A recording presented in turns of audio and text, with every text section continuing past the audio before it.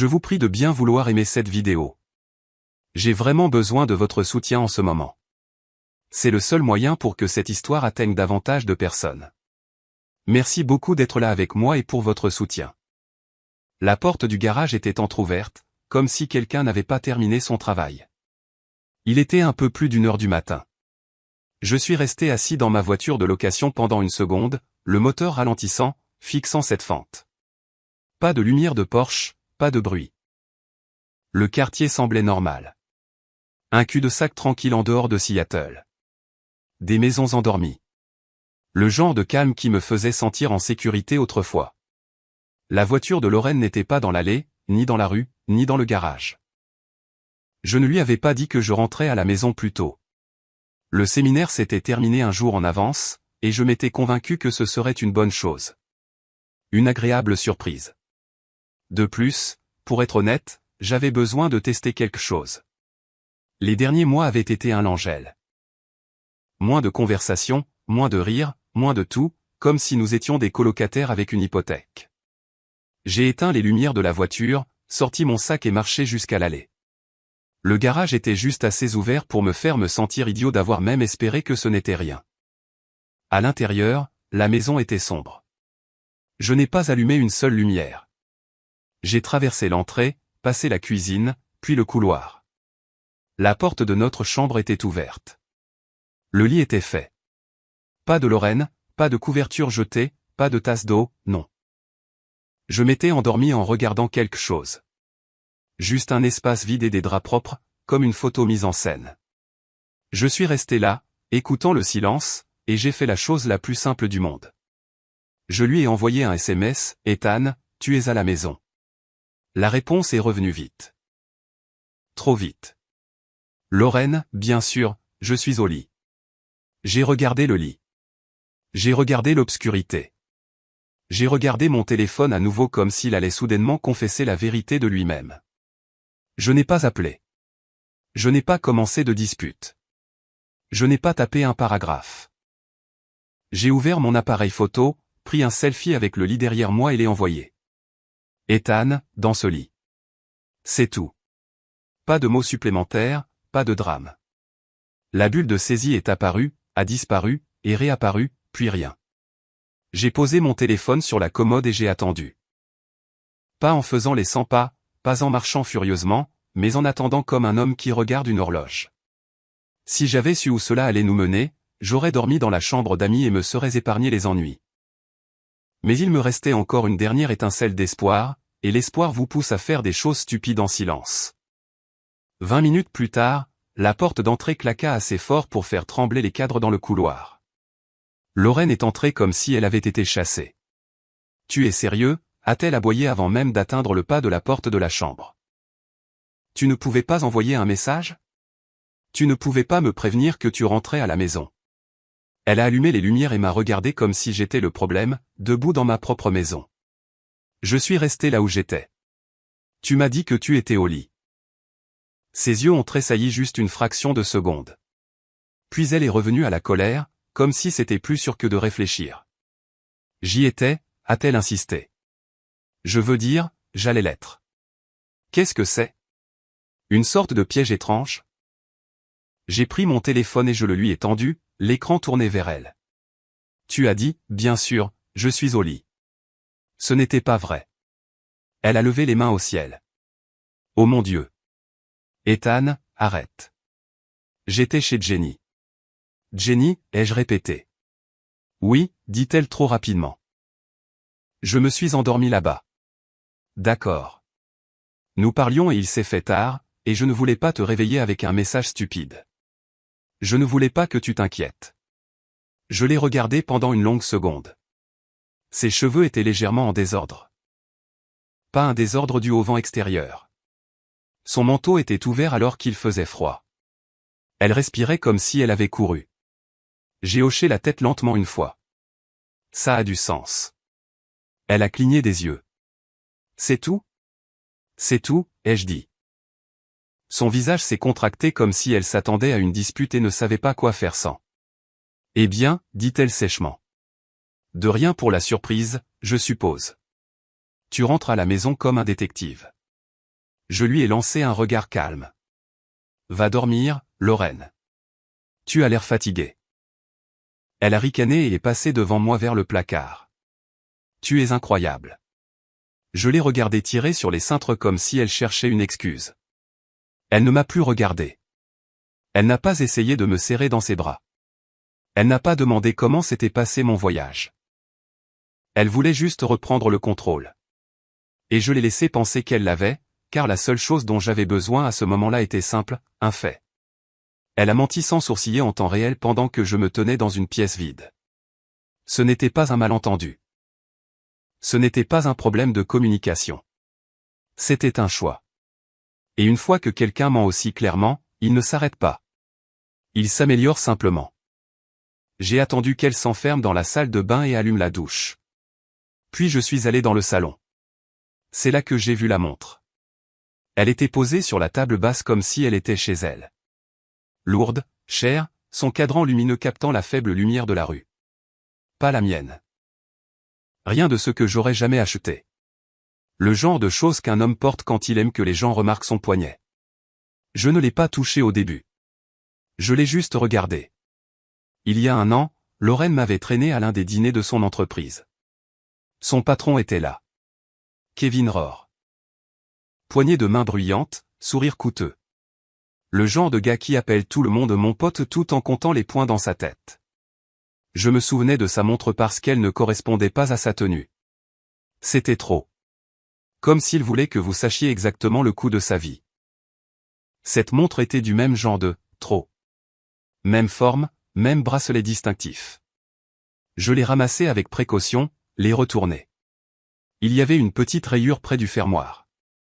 Je me souvenais de cette rayure. Je l'ai reposée et j'ai expiré par le nez. Pas sous le choc, pas de tristesse, mais dans la clarté.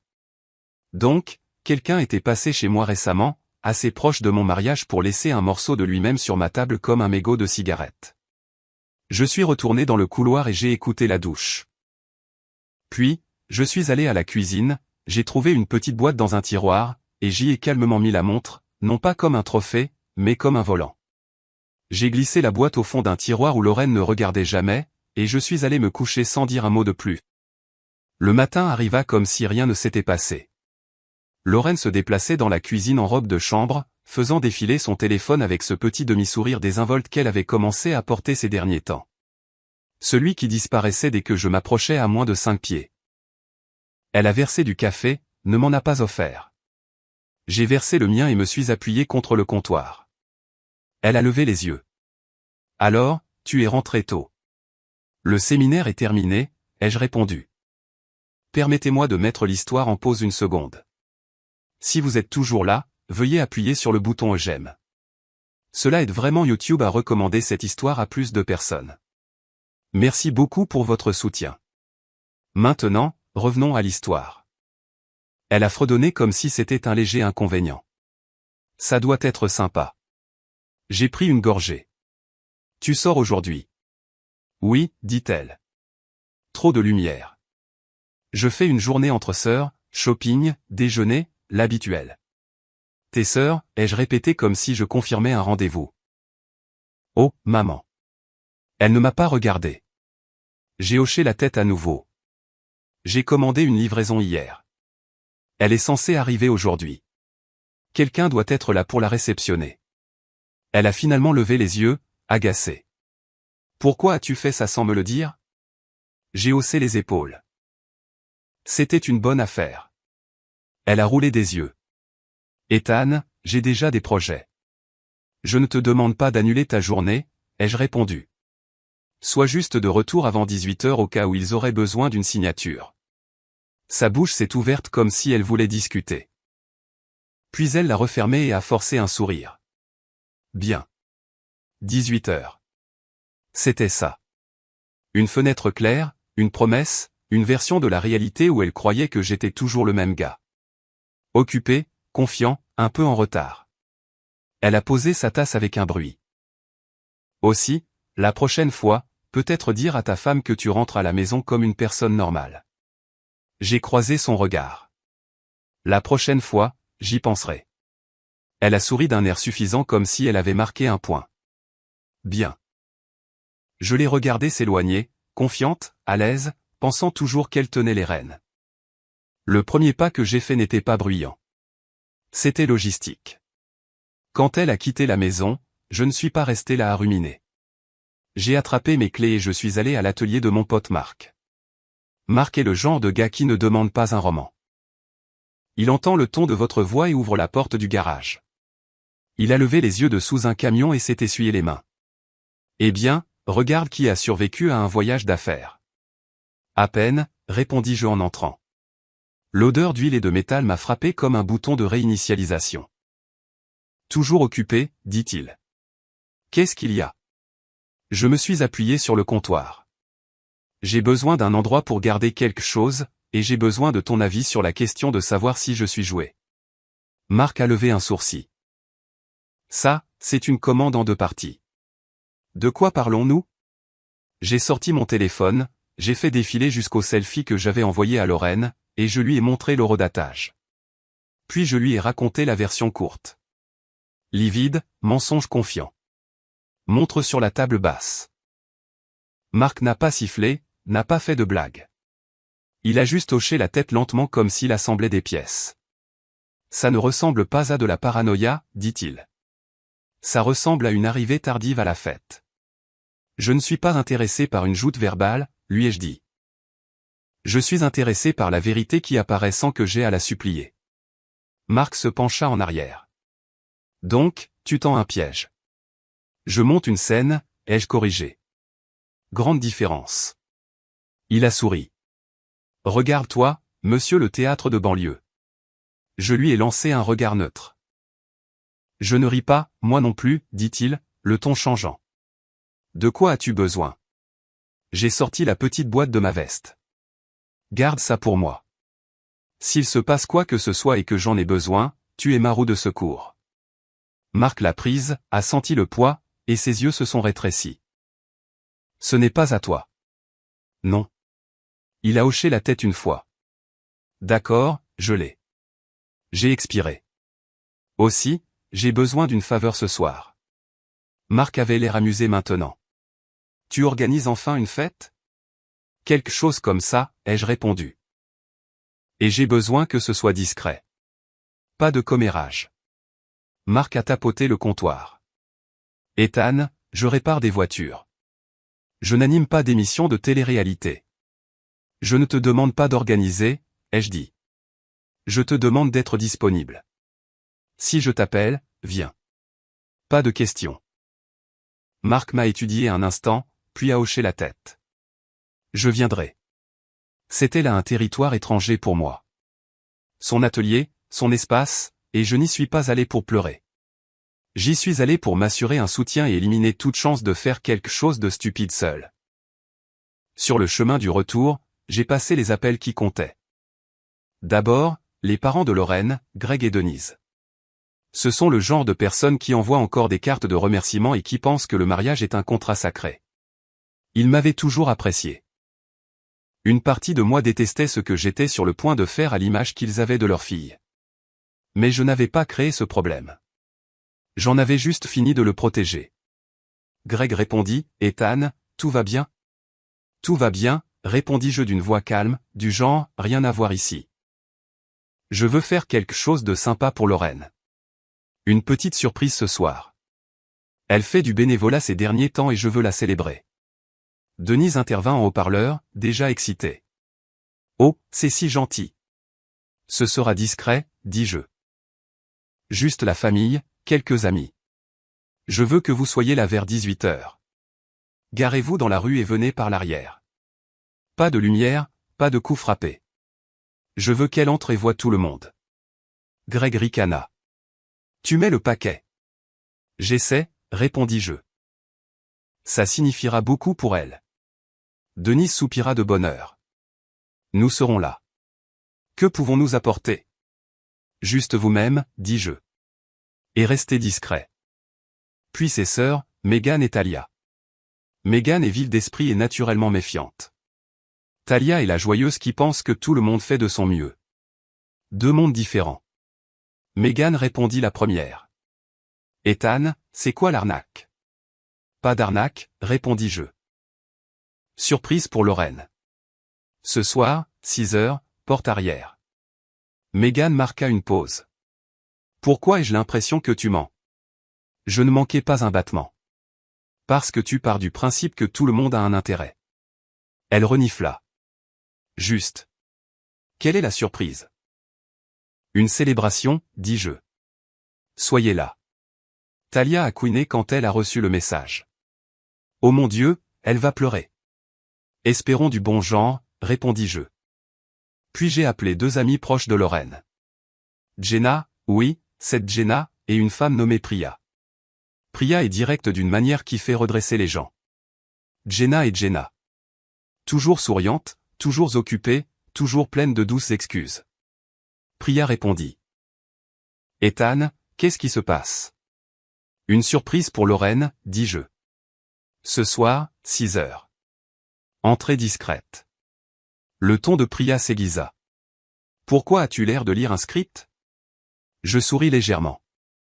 Parce que je ne veux pas que tu improvises. Priya rit une fois. D'accord, je suis partante. Jenna répondit d'une voix essoufflée, excessivement douce, salut.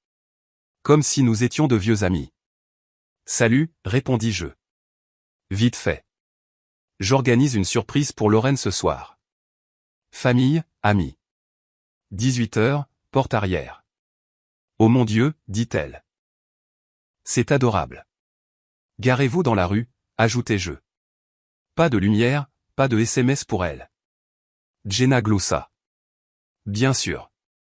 Ton secret est bien gardé. J'ai terminé l'appel et j'ai fixé mon téléphone pendant une seconde.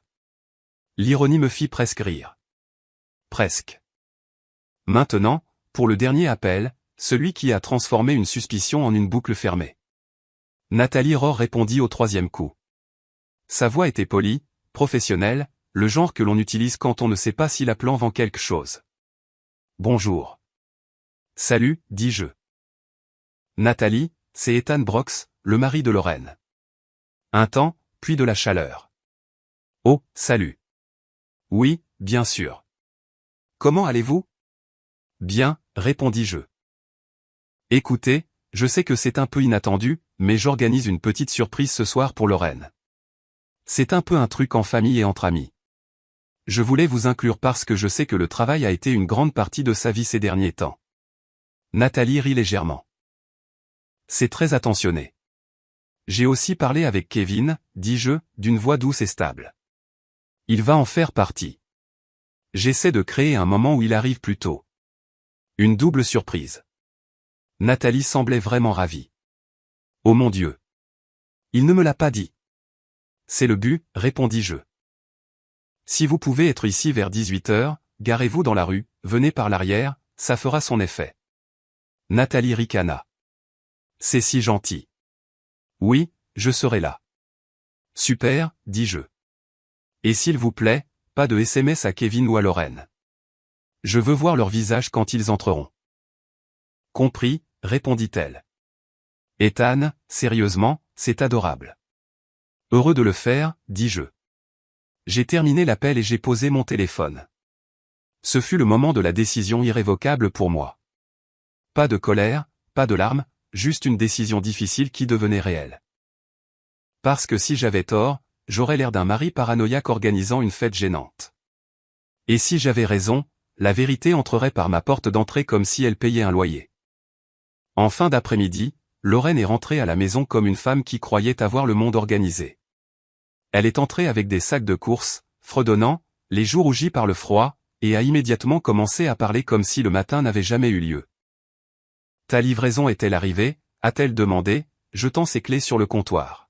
« Pas encore » répondis-je. « Ça pourrait être en retard. » Elle a jeté un coup d'œil à l'horloge. « Je meurs de faim. »« Un plateau de collation dans le frigo » dis-je. Elle s'est arrêtée. « Tu as préparé des collations ?»« Ne t'emballe pas » répondis-je. « C'est juste de la nourriture. » Elle a réellement souri. Un petit sourire, du genre qui signifiait quelque chose autrefois. Puis elle s'est rapprochée et a légèrement touché mon bras, comme si elle testait si je lui appartenais encore. « Ce selfie d'hier soir » a-t-elle dit, la voix plus douce. C'était beaucoup. Je n'ai pas bougé. C'était une question. Elle a baissé les yeux. Je n'aurais pas dû m'énerver. J'étais fatigué. C'était ça. La première illusion. Une petite excuse. Une petite chaleur livrée juste après qu'elle ait réalisé que je n'étais peut-être pas endormi au volant. J'ai hoché la tête une fois. D'accord. Elle s'est penchée comme si elle voulait m'embrasser, puis a marqué une pause, observant mon visage pour permission. Je ne l'ai pas donné. Ses yeux ont de nouveau lancé un éclair d'agacement. Alors, tu es toujours en colère? Je ne suis pas en colère, ai-je répondu. Je fais attention. Elle a reculé comme si mes mots étaient impolis. Waouh, d'accord. Elle est passée devant moi et a commencé à chercher des assiettes. Mains occupées, voix occupée, mode contrôle. À quelle heure est censée arriver cette livraison, a-t-elle demandé. N'importe quand, répondis-je. Lorraine a soufflé. Alors, je suis censé rester assise ici toute la nuit. J'ai gardé ma voix égale. Tu m'as dit que tu serais de retour à 18 heures. Je suis de retour, a-t-elle claqué. Mon Dieu, Ethan, tu agis comme mon père. Je l'ai regardé. Non, j'agis comme si c'était aussi ma maison. Elle m'a regardé comme si elle voulait se battre, puis a forcé un rire. Tu es si dramatique ces derniers temps. Bien sûr, répondis-je. Elle a roulé des yeux et a attrapé une bouteille d'eau pétillante dans le frigo. N'importe, je vais prendre une douche rapide.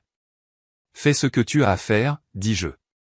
Elle s'est éloignée et je l'ai regardée partir, calme comme une pierre, parce que la seconde illusion arrivait plus tard, plus grande, plus bruyante, et plus fausse que jamais. Vers 18 heures, le jardin commença à se remplir discrètement. Greg et Denise arrivèrent les premiers, marchant sur la pointe des pieds comme des adolescents. Denise m'a serré dans ses bras et a chuchoté, « C'est adorable, Ethan. » Comme si elle n'avait pas remarqué que mes yeux étaient trop fixes pour la romance. Megan arriva avec Talia et a immédiatement balayé la maison du regard comme un policier. Megan s'est penchée près de moi et a murmuré, « Si c'est une sorte d'intervention, » j'ai cligné 2 fois. Je lui ai fait un sourire mince. « Joue juste ton rôle. » Priya est entrée ensuite, portant un petit plateau de biscuits. Elle m'a regardé, puis mon expression, et son visage a changé. « Ce n'est pas à propos de bénévolat, a-t-elle chuchoté. « Non, ai-je répondu. La mâchoire de Priya s'est serrée. « Tu veux que je sois là. »« Je veux des témoins, ai-je dit doucement. Priya a hoché la tête une fois. « Alors je suis là. » Jenna s'est glissée en dernier, les yeux écarquillés, un sourire figé. Elle avait l'air nerveuse, et pour la première fois, elle n'avait pas l'air d'avoir un script prêt. Lorraine va paniquer, a-t-elle chuchoté. Probablement, ai-je répondu. J'ai guidé tout le monde vers le patio arrière. De simples collations, quelques sodas, de l'eau, rien d'extravagant. Des chaises espacées. Des instructions discrètes. Restez ici, leur ai-je dit. Quand elle entre, ne vous précipitez pas vers la porte. Donnez-lui une seconde. Greg a ri doucement. Tu planifies vraiment ça? Oui, ai-je répondu. J'en ai marre d'improviser. Puis Nathalie est arrivée. Elle portait un manteau soigné, ses cheveux étaient coiffés, un sourire poli. Elle ressemblait à quelqu'un venant à une rencontre sociale liée au travail, pas à une gifle. Elle a serré Denise dans ses bras, a serré la main de Greg, a échangé de rapides salutations avec les sœurs. Nathalie s'est tournée vers moi. Alors Kevin vient aussi? Oui, ai-je répondu. Il sera là à l'heure. Nathalie a souri. Il a été si occupé ces derniers temps. Je le vois à peine. J'ai soutenu son regard. Ce soir va éclaircir tout ça. Elle a ri légèrement comme si je plaisantais. Je ne plaisantais pas. Je suis rentré et j'ai pris position près du couloir, de manière à pouvoir voir la porte d'entrée et la porte vitrée menant au patio. Mon téléphone était à la main. Prêt à filmer. Pas pour le divertissement, pour l'assurance. À 19h28, j'ai entendu la porte d'entrée se déverrouiller. À 19h29, elle s'est ouverte. Lorraine est entrée la première, riant. Pas un petit rire, un rire libre, le genre que je n'avais pas entendu depuis des mois. Kevin Rohr est entré derrière elle comme s'il était chez lui. Il était grand, bien habillé, confiant. Il avait ce sourire détendu que les hommes ont quand ils se croient intouchables. Sa main a glissé autour de la taille de Lorraine comme si c'était une routine. Lorraine ne s'est pas éloignée. Elle s'est penchée contre lui. Permettez-moi de mettre l'histoire en pause une seconde. Si vous êtes toujours là, veuillez appuyer sur le bouton j'aime. Cela aide vraiment YouTube à recommander cette histoire à plus de personnes. Merci beaucoup pour votre soutien. Maintenant, revenons à l'histoire. D'accord, d'accord, a-t-elle dit en riant. Ne fais juste pas de bruit. Kevin a ri. Ta maison est silencieuse. Détends-toi. Ils se sont embrassés là, dans l'entrée. De manière décontractée, comme s'ils l'avaient déjà fait, comme si les murs y étaient habitués. Lorraine a jeté son manteau sur le canapé. Kevin a commencé à déboutonner sa chemise en marchant, comme si la nuit était déjà décidée. C'est alors que j'ai ouvert la porte vitrée du patio, fort et rapidement. Le son a traversé la maison comme une gifle. Lorraine et Kevin se sont figés. Dehors, le jardin était plein de monde. Denise avait les mains sur la bouche. Le visage de Greg était pâle et tendu. Megan avait l'air de vouloir mettre le feu à quelque chose. Talia avait l'air de ne pas comprendre ce que ses yeux lui montraient. L'expression de Priya était de pur dégoût, calme et cinglante. Jenna avait l'air de pouvoir s'évanouir. Et Nathalie. Nathalie a fait un pas en avant, les yeux rivés sur Kevin comme si son cerveau refusait de l'accepter. Kevin, a-t-elle dit, d'une voix mince. Le visage de Kevin s'est vidé si vite que c'en était presque impressionnant. Sa bouche s'est ouverte, mais aucun son n'est sorti au début. Lorraine a murmuré, « Oh mon Dieu », comme si elle était celle qui était attaquée. La voix de Nathalie s'est élevée. « Kevin, qu'est-ce que c'est ?» La tête de Lorraine s'est tournée vers moi. « Ethan, qu'est-ce que c'est que ça ?» J'ai gardé mon téléphone levé, enregistrant, stable comme un trépied. Kevin a retrouvé sa voix par fragments. « Nathalie, écoute. » Ce n'est pas, Nathalie l'a coupé net. Ne fais pas ça. Ne parle pas comme si j'étais stupide.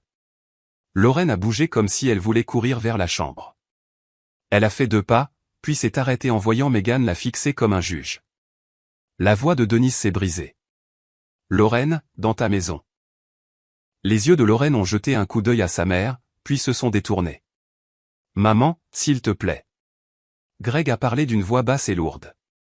Ne t'en sors pas avec un maman, s'il te plaît. Lorraine s'est tournée vers moi, la colère flambant parce que la honte ne fonctionnait pas. Tu m'as piégé. J'ai hoché la tête une fois. Tu t'es piégé toi-même.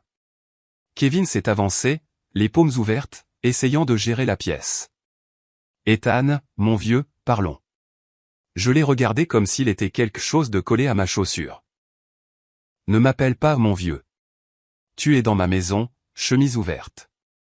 Tu as perdu le droit à la décontraction. Les yeux de Nathalie étaient humides maintenant, mais sa voix était dure. Depuis combien de temps? Kevin a dégluti. Nathalie, depuis combien de temps, a-t-elle répété plus fort? Lorraine a sauté dedans, désespérée. Ce n'est pas. C'est exagéré. Ce n'est pas comme ça. Megan a ri une fois, amèrement. Oh, ce n'est pas comme ça? Parce que ça y ressemble exactement. Talia a murmuré. Lorraine, pourquoi? Priya n'a pas murmuré. Parce qu'elle pensait pouvoir le faire. Lorraine a lancé un regard noir à Priya. Reste en dehors de ça. Priya s'est avancée. Calme. Je te regarde dire à tout le monde qu'ils ont tort pendant que tu es au milieu de la preuve. Le regard de Nathalie s'est posé sur Lorraine. Tu savais qu'il était marié. La bouche de Lorraine s'est serrée. Je ne te parle pas, l'expression de Nathalie s'est transformée en quelque chose de plus froid. Bien sûr que non. Kevin a réessayé, la voix tremblante d'une fausse autorité. Ethan, je suis désolé. J'ai levé un doigt. Arrête de parler. Tu as fini. Kevin a cligné des yeux. Excusez-moi. J'ai pointé vers la porte d'entrée. Sors de ma maison. Lorraine a claqué. Tu ne peux pas juste. Je ne l'ai même pas regardé. Oui, je peux. Kevin a jeté un coup d'œil à Nathalie comme s'il voulait la permission de s'échapper. Nathalie ne lui a rien donné. Elle l'a juste fixé, secouant la tête comme si elle regardait un étranger. Kevin a attrapé son manteau, les mains maladroites, et a marché vers la porte. Il a marqué une pause, se retournant comme s'il voulait sauver sa dignité. J'ai légèrement levé mon téléphone. Continue de marcher. Il est parti.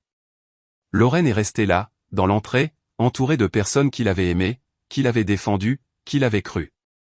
Maintenant, elle la regardait comme si elle avait changé d'espèce.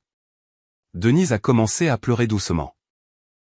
Greg a passé un bras autour d'elle, le visage impassible. Megan a secoué la tête. Tu es incroyable. La voix de Lorraine est devenue aiguë. Vous agissez tous comme si j'étais un monstre. Priya a répondu, calme et cinglante. Non, nous agissons comme si tu avais fait quelque chose que tu ne peux pas défaire. Nathalie a essuyé son visage une fois, rapidement et pragmatiquement. Elle m'a regardé. Merci, a-t-elle dit, la voix tremblante mais claire. J'ai hoché la tête. Vous méritez de savoir. Nathalie a regardé au-delà de moi, vers Lorraine, puis de nouveau vers le groupe. Je m'en vais, a-t-elle dit. Je ne peux pas rester ici. La voix de Greg était basse. Nous partons aussi. Le jardin s'est vidé lentement, non pas avec des commérages, mais avec un silence stupéfait. Des gens s'éloignant d'une image brisée. Lorraine est restée à l'intérieur, respirant fort, les yeux écarquillés, essayant de trouver une prise. Quand la dernière voiture s'est éloignée, je suis allé sur le patio, je me suis assis et j'ai ouvert un soda. Juste un son normal dans une nuit qui ne l'était pas. Lorraine est sortie quelques minutes plus tard, entièrement habillée maintenant, le maquillage étalé, les cheveux ramenés en arrière. Elle avait l'air d'avoir traversé une tempête et voulait que quelqu'un d'autre paie pour le temps qu'il faisait. Elle s'est approchée de moi. Alors, c'était ça ton plan? M'humilier? J'ai levé une main. Pas agressive. Pas dramatique, juste une limite. Elle s'est arrêtée, la mâchoire serrée. Ne fais pas ça. N'agis pas calmement comme si tu étais un héros. J'ai pris une gorgée, posé la canette et les regardé. Tu m'as menti au visage hier soir. Sa voix s'est brisée. Je ne voulais pas que tu paniques. Je n'ai pas paniqué, ai-je répondu. Je me suis adapté. Elle a ricané à travers ses larmes. Tu es toujours parti. Tu es marié à ton travail. J'ai hoché la tête lentement. Et tu es marié à ta commodité. Lorraine a tressailli comme si cela l'avait touchée. Elle a réessayé plus vite. Tu ne comprends pas ce que ça a été. Je suis seul. Je suis assise ici pendant que tu... Je l'ai coupé, la voix plate. Si tu voulais autre chose, tu avais des années pour le dire clairement. Tu as choisi les mensonges à la place. Elle s'est avancée, les mains tremblantes. Ça n'est pas allé loin. Ce n'était pas, j'ai levé ma main à nouveau. Ne.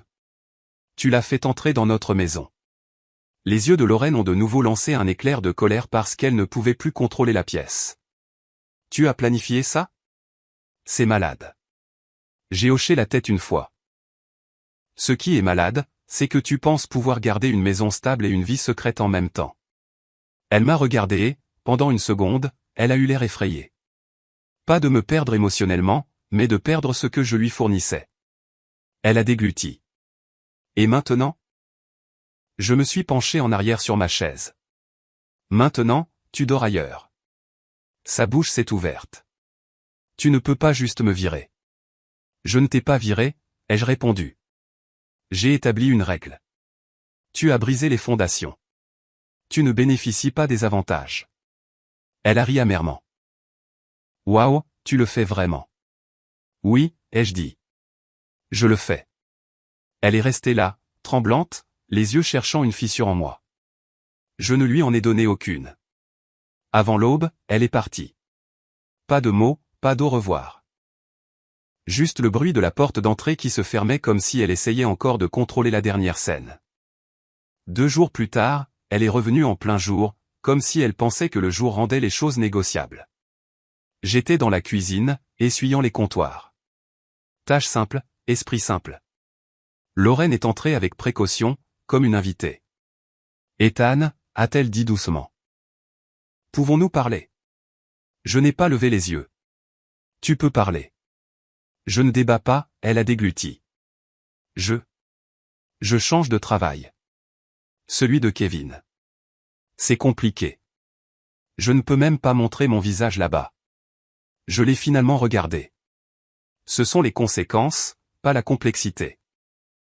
Ses yeux se sont embués. Je suis gêné. Tu devrais l'être, ai-je répondu, non pas cruellement, juste avec précision. Elle s'est approchée et a tenté la deuxième illusion. Plus grande, plus lourde, enveloppée de douceur. J'ai fait ton dîner préféré, a-t-elle dit rapidement, désignant un sac sur le comptoir. Je pensais que nous pourrions simplement nous asseoir comme avant. Sans pression. J'essaie. J'ai fixé le sac, puis elle. Tu essaies maintenant parce que tout le monde a vu, ai-je dit, pas parce que tu as soudainement développé une conscience. Les lèvres de Lorraine ont tremblé. Ce n'est pas juste. J'ai hoché la tête lentement. La justice a quitté les lieux quand tu m'as menti dans notre chambre. Elle s'est avancée, tendant la main. S'il te plaît, je suis là. Je nous choisis. J'ai retiré ma main sans aucun drame. Juste un retrait net. Tu t'es choisi toi-même, ai-je répondu. Tu as choisi le confort. Tu as choisi le statut. Tu as choisi de ne pas te faire prendre. Elle a tressailli. Alors, tu jettes tout? J'ai hoché la tête une fois. Non, c'est toi qui l'as fait. Je ne fais que nettoyer. Sa voix s'est aiguisée. Alors c'est ça? Tu es parfait. Tu n'as jamais rien fait de mal. Je lui ai fait un petit sourire fatigué. Je ne suis pas parfait. Je ne suis juste pas un menteur. Le visage de Lorraine s'est durci. Tu es froid. J'ai haussé les épaules. Je suis lucide. Elle m'a regardé comme si elle voulait crier, mais elle savait que crier ne servirait à rien, alors elle a tenté le dernier angle. Y a-t-il une chance, a-t-elle demandé prudemment. Qu'à l'avenir nous puissions. Je l'ai coupé calmement. Le regret apparaît lorsque les conséquences sont déjà à la porte. Les choix se font quand personne ne regarde. Elle a cligné rapidement des yeux. Ethan. J'ai secoué la tête une fois. C'est fini entre nous. Lorraine est restée là, respirant difficilement, puis s'est retournée et est sortie sans claquer quoi que ce soit. Même elle a compris que le spectacle était terminé. Cet après-midi-là, j'ai transformé la maison comme si c'était une décision commerciale. J'ai déménagé ses affaires dans la chambre d'amis. J'ai rangé dans des cartons les photos qui ne me semblaient plus réelles. J'ai changé la serrure de la chambre d'amis. J'ai mis à jour mes routines, non pas comme une punition, mais comme une structure. Marc est passé ce soir-là avec la boîte. Il l'a posée sur le comptoir et l'a désignée d'un hochement de tête. Tu veux la revoir? Non, ai-je répondu. J'en ai déjà assez vu. Marc s'est appuyé sur le cadre de la porte. Ça va? Je lui ai lancé un regard sec. Défini ça va. Il a souri, toujours debout. Alors je vais bien, ai-je répondu. Une semaine plus tard, Nathalie m'a envoyé un message.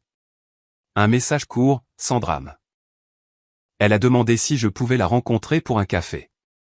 Un lieu public, en journée, pratique. Nous nous sommes assis l'un en face de l'autre à une petite table. Deux adultes gérant le désordre que d'autres avaient créé. Nathalie a remué son café une fois et a dit, je n'arrêtais pas de le rejouer. Le moment où je les ai vus, je me suis senti stupide. J'ai secoué la tête. Tu n'étais pas stupide. Tu étais confiante. Elle a hoché la tête, les yeux fatigués. Merci de ne pas l'avoir laissé manipuler la situation. Je ne l'ai pas fait par vengeance, ai-je répondu. Je l'ai fait parce que je refusais de discuter avec un mensonge. Nathalie a esquissé un petit sourire triste. Pareil. Nous n'avons pas parlé longtemps. Nous n'avons pas échangé d'histoires tristes. Nous n'avons pas fait semblant d'être soudainement les meilleurs amis du monde. Juste deux personnes fermant un chapitre sans le supplier de se rouvrir. Les mois ont passé. La maison est devenue plus silencieuse, mais elle est aussi devenue plus propre, émotionnellement. Plus de tension. Plus de rire au téléphone qui cessait quand j'entrais. Plus de vie avec une femme qui me regardait comme un obstacle à gérer. Le travail s'est stabilisé. J'ai arrêté de me porter volontaire pour des voyages qui m'épuisaient. J'ai acheté un pick-up que j'aimais vraiment. J'ai commencé à jouer au basket avec Marc et quelques gars du quartier le samedi. Simple, réel, et finalement j'ai rencontré quelqu'un. Son nom était Rachel. Elle ne jouait pas avec le temps ou le ton. Si elle avait un problème, elle le disait comme une adulte. Si elle voulait être avec moi, elle le montrait avec cohérence, pas avec du théâtre. Un soir, assis sur mon propre patio arrière, Rachel a posé sa tête sur mon épaule et a dit « Tu es vraiment calme, comme solide. » J'ai souri. Je ne suis pas calme. Je ne suis juste plus confus. Quant à Lorraine, j'ai entendu des choses par les mêmes canaux de quartier discrets que les gens font semblant de ne pas utiliser. Elle a rebondi entre les endroits. Elle a perdu l'image qu'elle avait tant travaillé à protéger. Ses amis ont cessé de répondre. Sa famille a gardé ses distances. Le confort qu'elle a essayé de maintenir en menant une double vie n'a pas survécu à la lumière du jour. Et je n'ai pas célébré cela. Je n'en avais pas besoin. Ma clôture était simple. Elle voulait garder la maison, le mari, la réputation et le secret tout à la fois. J'ai fait en sorte qu'elle doive choisir. Et quand elle a perdu le contrôle, je n'ai pas crié. J'ai juste fermé la porte et continué ma vie.